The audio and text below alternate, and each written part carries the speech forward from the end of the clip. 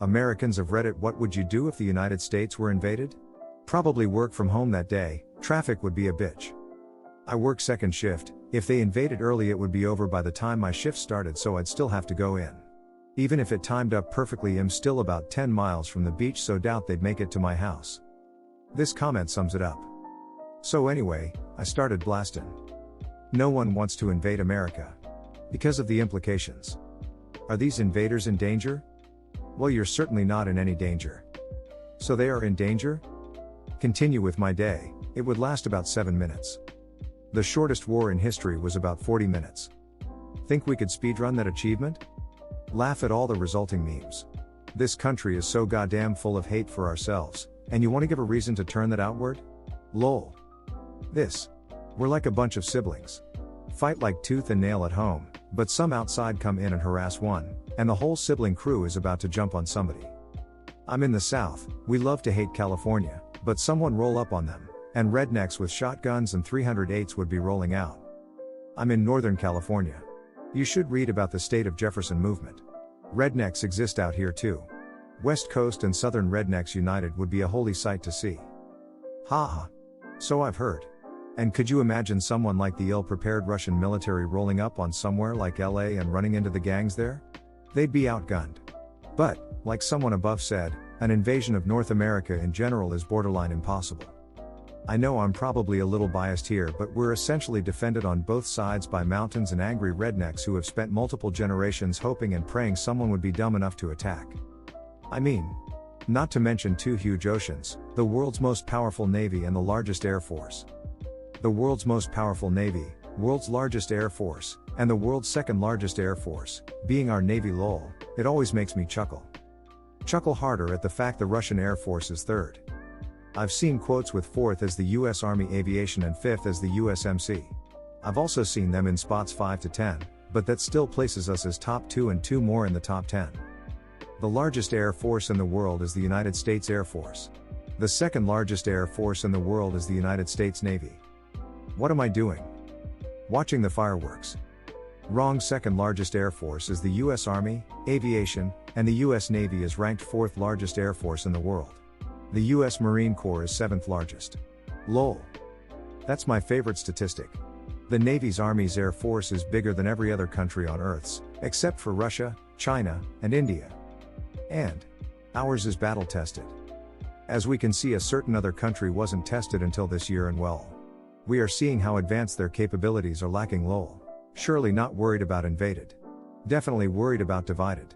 Honestly, if there was anything that could galvanize us and push us together overnight, it would be invasion. The only people allowed to kill Americans are other Americans, god damn it. Those damn Americans, they ruined America. You Americans sure are a contentious people. You just made an enemy for life. Watch all the tax dollars I have paid for the past 20 years go to work. One part of me is so interested in this idea. Because you just know the US military has some technologies that are well beyond what we know about right now. If all hell broke loose, I'd love to see what they pull out of the closet. I'm talking ICBM defense drones, which were being tested in the 90s. I'm talking computer warfare on a scale you've never seen before. I'm talking hypersonic missiles that are supposed to still be in prototype phase, planes we've never seen before. That's the one nice thing about all that military spending. I know if shit really hits the fan, we are armed to the fucking teeth with shit I probably can't even imagine. People are focusing on our military budget and vast array of defenses, but let's not forget that we're also the most defensible country on the planet, just geographically speaking. Yeah, Abraham Lincoln had a pretty good quote about it. From whence shall we expect the approach of danger? Shall some transatlantic military giant step the earth and crush us at a blow? Never. All the armies of Europe and Asia could not by force take a drink from the Ohio River or make a track on the Blue Ridge in the trial of 1,000 years. No, if destruction be our lot, we must ourselves be its author and finisher. As a nation of free men, we will live forever or die by suicide. I live on the Ohio River. Go ahead and let them drink it. It's basically a chemical weapon at this point. Having been to the Ohio River, I can say I would not swim in it, let alone drink it. This is coming from the guy who ate 2-day-old Arby's from my friend's dashboard and didn't have any stomach issues. We'd still be going to work, because when it's over, rent is still due at the first of the month and food doesn't buy itself. I work with a lot of Ukrainians. Being on a conference call about software projects with someone in a plate carrier and an AK-74 in the corner who had some downtime and wanted to discuss some ideas is something that really puts everything into perspective. Those not taking breaks between fighting or doing just what you said. Same. They're always like, sorry I have to jump off the call, the air raid sirens are going off again so I should head to the bunker, and then an hour later they're back online, sorry about that, where were we? Tough motherfuckers, them. They are what people thought Russia was. I would watch Red Dawn and get some tips on what to do from C. Thomas Howell. Wolverines. Hate keeps me warm. Get Florida man hopped up on bath salts and let him run rampant through the enemy lines. It'd be like watching a crazed Wendigo tear people limb from limb. Florida man is the final boss after you get past all the gators and fire ants. But all these years that I've been here, and nobody's got past Red. They would have to just start with nukes. No other scenario could I can see that we would lose. The amount of civilians with guns, the amount of military spending, the size of the army, and just the amount of people that have guns that would be on their front lawn shooting at the enemy. Lol, I could be wrong, but I don't think the government would mess around with an invasion of any kind. Pretty sure we got some countermeasures for nukes. We have countermeasures for a rogue nation firing a nuke at us. We do not have countermeasures for nuclear war. You simply cannot stop that many missiles. Go to the Winchester, have a nice cold pint, and wait for all of this to blow over. Yeah, bah 5-5. I wouldn't be worried. Not even the US government can control the US, I doubt anyone else could. Yup. Herding cats. Herding cats with guns. I just hope both sides have fun out there. I'd just like to thank Coach and my parents for getting me to where I am today. I just have to trust to God that the war crimes I'm about to commit get delivered like he plans. God bless America. Raises glass to the troops. All the troops. On both sides. To our CEO, Robert, California. People with ADHD, what is something you do that you thought everyone else did but found out it's because you have ADHD?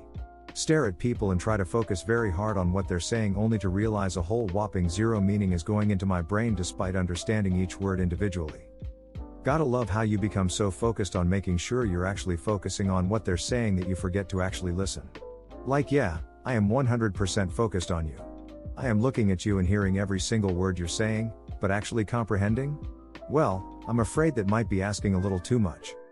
I would be trying so hard to focus and maintain eye contact and end up focusing on the color pattern of their eye color or lashes. Is there a word for this? I struggle so much with this. Auditory processing disorder is the closest, but it's still not quite the same thing. Either these things are normal or I have ADHD. One reason it's important to be assessed by a specialist, a lot of these symptoms overlap other disorders, and most of these symptoms have been experienced by neurotypical people, just not at the rate people with ADHD experience them. Basically this. Normal people experience all these things to a degree, but when you get out of the normal range is when you're looking at ADHD. Like you forget your keys?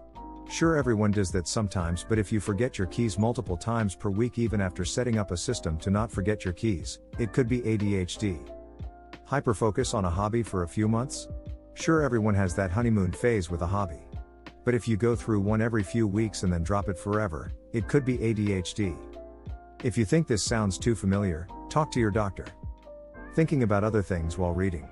I could read a whole page of a textbook, like say all the words in my head, but I wouldn't process any of the information because my mind was elsewhere. Had to reread the page a few times cause I kept spacing out while doing it. Yeah man, reading out loud in school was super disorienting cause the teacher would ask me what I understood and I'd just stand there like ooh. Stop and subconsciously zone out / let my vision blur for a few seconds. Sitting in my car because it's hard for me to transition. Look for dopamine everywhere where even if there's nothing around me I'll start making up random word games so I'm not bored. I read this sitting in my car, because I don't want to get out to go inside. Hyper-focusing on something for hours without realizing, then immediately losing interest in it either because of a distraction, or sudden inexplicable boredom.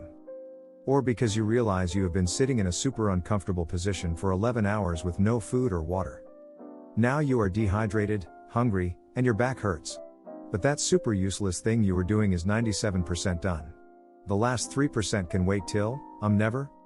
The constant talking in my head even when I try to sleep. Or the talking to myself and a full-on convey with myself in my head.